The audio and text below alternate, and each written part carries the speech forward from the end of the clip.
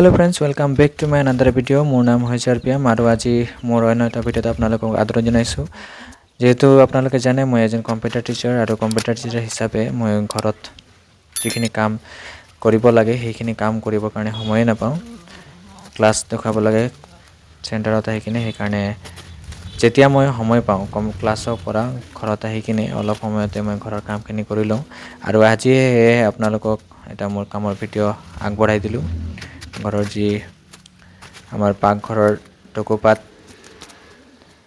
লগোৱা হ'ব সেই কাৰণে আমি নতুন পাত কাটি কিনে আনিছো আৰু এই পাতবিলাকক এটা পাতক আমি তাক ফালি কিনে দুটা পাত আমি কৰিম সেই কাৰণে আজি মই কামত লাগি গৈছো আপোনালোকক দেখুৱাই গৈছো যেহেতু মই যেতিয়া সৰু আছিলোঁ তেতিয়া মোৰ দেউতা ঢুকালে আৰু তাৰ কাৰণে হয়তো মই ভালেখিনি কাম শিকিব নোৱাৰিলোঁ তথাপি মই ডাঙৰ হৈ কিনে যিখিনি কাম বেলেগৰ পৰা চাই শিকিলোঁ সেইখিনি কাম মই নিজে কৰিবৰ কাৰণে চেষ্টা কৰোঁ আৰু এই আজি আপোনালোকক মই দেখুৱাইছোঁ যে মই কেনে ধৰণৰ কামবিলাক কৰোঁ আৰু এই কামটো কৰি কিনে বহুত ভাল লাগে আৰু মই ধুনীয়াকৈ কৰি গৈ আছোঁ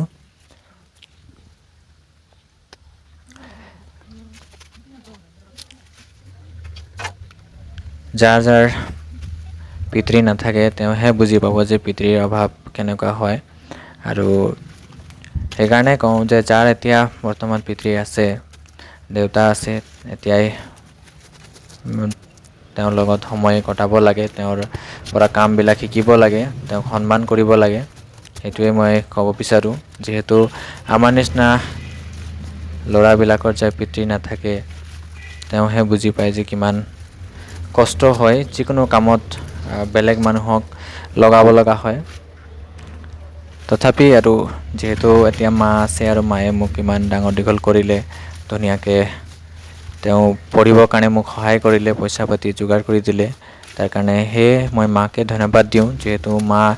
দুইটাৰ দায়িত্ব তেওঁ কৰিব পাৰিলে মাৰ পৰাই গোটেইখিনি সহায় পালোঁ আৰু এতিয়ালৈকে মায়ে সহায় কৰি আছে সেইকাৰণে আমাৰ মাও বহুত ষ্ট্ৰং হয় আৰু আগৰ দিনৰ মহিলাবিলাক তেনেকুৱাই বহুত ষ্ট্ৰং হয় যিকোনো সমস্যাৰ পৰা তেওঁ যুঁজিবৰ কাৰণে চেষ্টা কৰে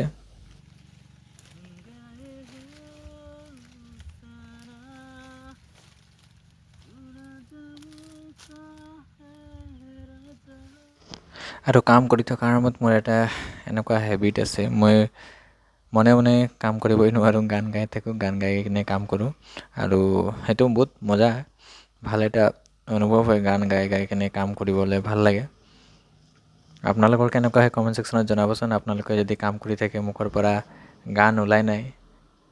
মইতো প্ৰায়ভাগ কাম কৰি থাকোঁতে মই এনেকুৱাই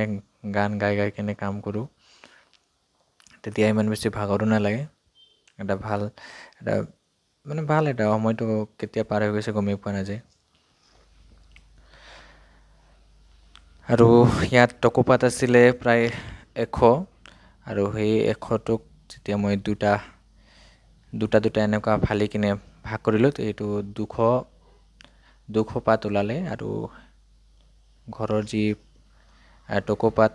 চাউনি দিব আছে তাৰে আমি ৰেডি কৰি আছোঁ এতিয়া পাতবিলাক মই এনেকুৱা জাপি কিনে এইফালে থৈ দিছোঁ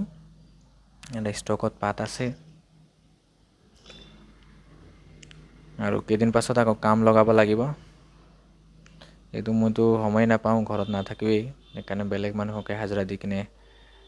ঘৰৰ চাউনিটো দিব লাগিব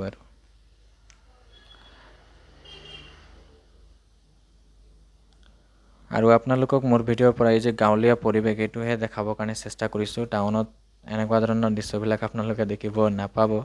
গাঁৱৰ ভিডিঅ'বিলাকতহে গাঁৱৰ কাম কাজতহে এনেকুৱা দৃশ্যবিলাক আপোনালোকে দেখিবলৈ পাব আৰু যদি ভিডিঅ'টোক চাই কিনে ভাল লাগিছে আপোনালোকে মোৰ ভিডিঅ'ৰ পৰা কিবা নহয় কিবা এটা যদি শিকিছে তেনেহ'লে ভিডিঅ'টোক লাইক কৰি দিব আৰু চেনেলত যদি নতুনকৈ আহিছে তেনেহ'লে ছাবস্ক্ৰাইব কৰি বেল আইকনটো প্ৰেছ কৰি দিব আৰু চেনেলটোক শ্বেয়াৰ কৰি দিব বুলি মই আশা কৰিলোঁ যিহেতু এতিয়া মোৰ ছাবস্ক্ৰাইবাৰ একেবাৰে কম আছে আপোনালোকে ছাপোৰ্ট কৰিলেহে মই আগবাঢ়িবলৈ পাৰিম আৰু আপোনালোকৰ ছাপোৰ্ট নাথাকিলে মই একো কাম কৰিব নোৱাৰিম আৰু ভিডিঅ' আপলোড কৰি থাকিলেও মোৰ একো নহ'ব সেয়ে আপোনালোকক অনুৰোধ জনাওঁ আপোনালোকে মোক ছাপোৰ্ট কৰি যাওক আৰু ময়ো এনেকুৱা যিবিলাক ভিডিঅ' আপোনালোকে বেলেগ চেনেলত নাপাব এনেকুৱা দৃশ্যবিলাক আপোনালোকে নাপাব। সেই ভিডিঅ'বিলাক মই মোৰ চেনেলত মই আপলোড কৰি থাকিম। গাঁৱলীয়া জীৱনৰ যিবিলাক জীৱন প্ৰণালী সেইবিলাক আপোনালোকক মই দেখুৱাই যাম। সেয়ে আপোনালোকে মোৰ চেনেলটোক ছাবস্ক্ৰাইব কৰি থ'ব বুলি মই আশা ৰাখিলোঁ।